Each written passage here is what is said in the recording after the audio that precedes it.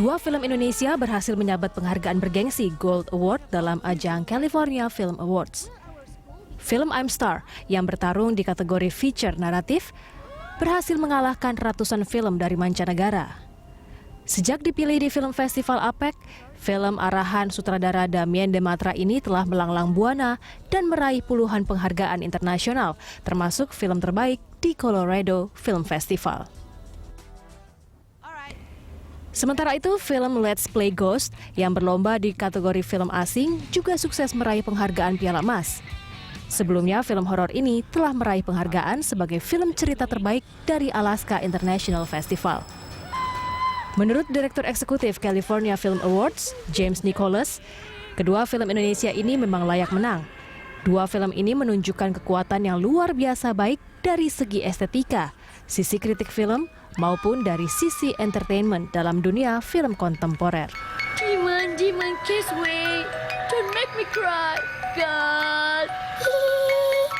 Aileen. Masih di Lunch Talk bersama sutradara Damien Dematra dan aktris Natasha Dematra. Oke, Mas Damien, kalau kita bicara soal beberapa film yang sudah mendapatkan penghargaan gitu ya, dan ini penghargaannya di luar, seperti apa kesannya lah ya, ataupun prosesnya kemudian bisa mendapatkan penghargaan tadi? Jadi saya dari 2011 pertama kali mengirim film ke luar negeri, itu film Si Anak Kampung tentang Buya Syafi'i Ma'arif, kehidupan biopik beliau. Sejak itu ketagihan, dan kemudian dari 2011 sampai sekarang ini mungkin sudah ratusan, lebih dari 100 penghargaan dari berbagai film yang diikut sertakan. Dan kebetulan yang paling banyak memperoleh penghargaan itu adalah Let's Play Ghost. Iya. Nah, jadi memang tidak mudah. Kenapa tidak banyak sinias Indonesia yang bisa mengikuti festival secara konsisten untuk waktu yang sangat panjang? Karena jujur saja, pemerintah tidak hadir di sini. Itu tidak murah untuk ikut film festival, itu tidak murah. Nah, seharusnya kan kalau pemerintah hadir kan sinias-sinias yang film-filmnya dianggap berprestasi disupport terus. Ini kadang-kadang mereka cuma menang 1 kali, 2 kali, mau terus lagi itu duit yang dibutuhkan apa yang banyak. Membuat untuk bisa masuk ke penghargaan internasional, festival internasional itu apa yang bisa buat mahal sih, Mas? Iya, karena setiap festival itu kan dia memiliki submission fee. Lalu setelah ada submission fee-nya, kemudian setelah terpilih kita masih harus mengirim paket film kita, DCP kita ke sana. Itu ongkos kirimnya aja berapa kalau DCP? Belum lagi transfer ke DCP. Belum lagi kemudian film itu sendiri harus dibuat dalam versi at least sekurang-kurangnya itu harus ada subtitle Inggris. Jadi memang costly untuk mengikuti festival itu. Padahal kan ini sebenarnya biaya promosi ini kan kita sebenarnya sedang mempromosikan Indonesia. Karena selalu setiap kali film itu diputar, dia akan selalu bilang film ini dari Indonesia. Dan image-nya kan Indonesia jadi gimana? Jadi biaya triliunan yang dimiliki oleh negara untuk membiayai promosi Indonesia, kalau itu disalurkan untuk para sinias-sinias yang berprestasi, sehingga mereka semangat untuk bisa mengikuti berbagai festival, itu adalah promosi yang sangat efektif untuk Indonesia. Ini kedua film yang barusan kita lihat, pakai trailernya I'm Star dan Let's Play Ghost. Itu sudah dibuat memang berbahasa Inggris ya. Dua-duanya berbahasa Inggris. Ini sengaja karena untuk tembus ke festival internasional atau gimana?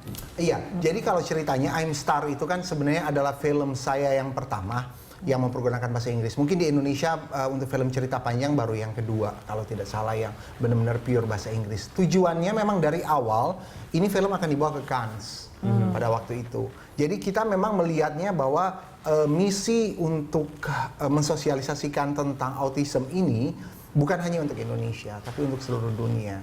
Nah, sehingga kemudian film ini didesain sedemikian rupa untuk dilakukan dalam bahasa Inggris, dan kendalanya tidak mudah. Karena pemain utamanya kan di sini bukan para pemain-pemain saja, bukan seperti Natasha adalah pemeran utama di sini, tapi pemeran-pemeran utama yang lain ini adalah orang-orang yang berkebutuhan khusus. Jadi anak-anak yang memang hidup dengan autism gitu kan, itu tidak mudah. Dan sehingga beberapa sinias asing mengatakan bahwa ini adalah film pertama di dunia yang sebenarnya yang diperankan tentang autism yang diperankan oleh ABK. Ya, Natasha, rasanya gimana bisa kerja dengan ayah sendiri? Maksudnya tujuannya adalah untuk satu penghargaan ataupun festival film internasional yang ini memang perlu energi yang di atas Kuat. rata-rata gitu. Sebenarnya tujuan untuk main di film ini bukan untuk festival kan awalnya. Awalnya cuman kayak oke, kita mau bantu anak autis, kita mau anak autis diterima oleh orang di dunia. Nah, kita mesti ngelakuin semua yang paling kita bisa untuk biar orang kalau nonton film ini terinspirasi dan mereka mau berubah. Jadi setelah film ini udah jadi, dapat penghargaan itu udah kayak bonus tersendiri. Jadi masa orang udah ngeliat, kalau orang ngerasa bahwa oh, oke gitu kayak gue ngerasain apa yang lo rasain.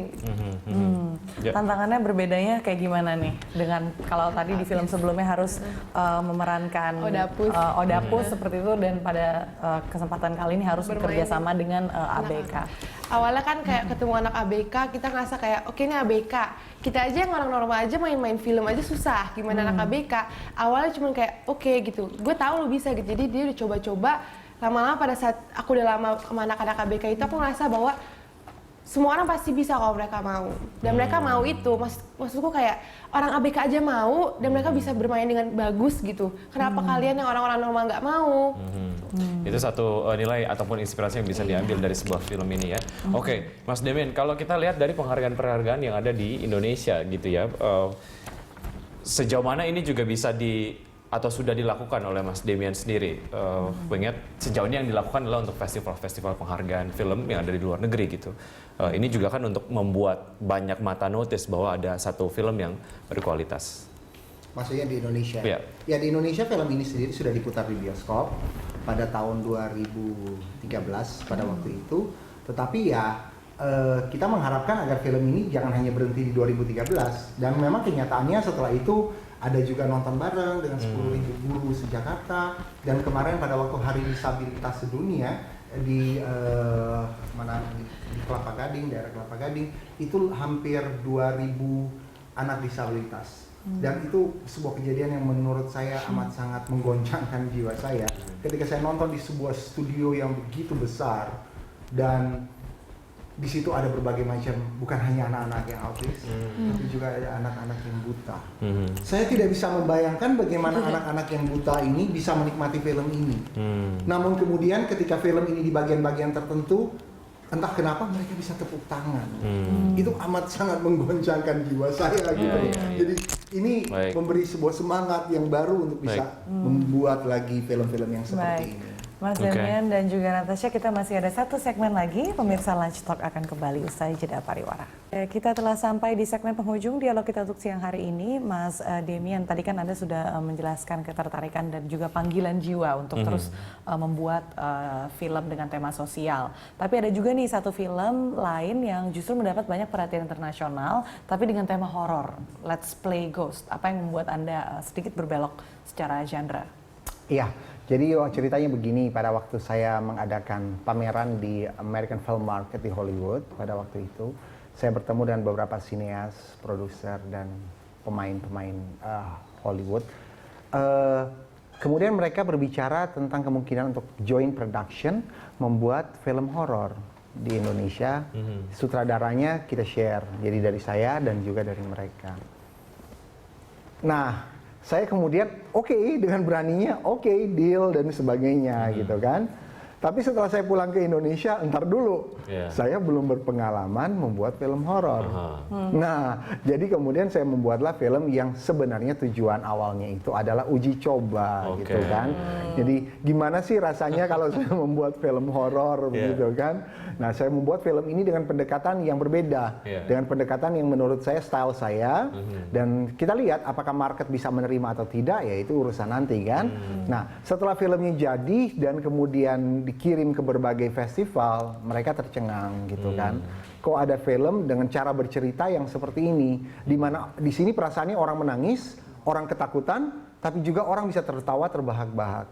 Jadi ini mungkin pendekatan yang unik untuk mereka, sehingga kemudian mereka memutuskan bahwa wah ini adalah sebuah film yang sangat unik dan menarik, begitu kan. Nah, jadi ini sebenarnya adalah bagian dari proyek itu. Nah, yang kemudian keterusan. Jadi istilah kata kasarnya itu ini film kecelakaan. Tapi ada satu hikmah di balik film ini ya bisa mendapatkan penghargaan.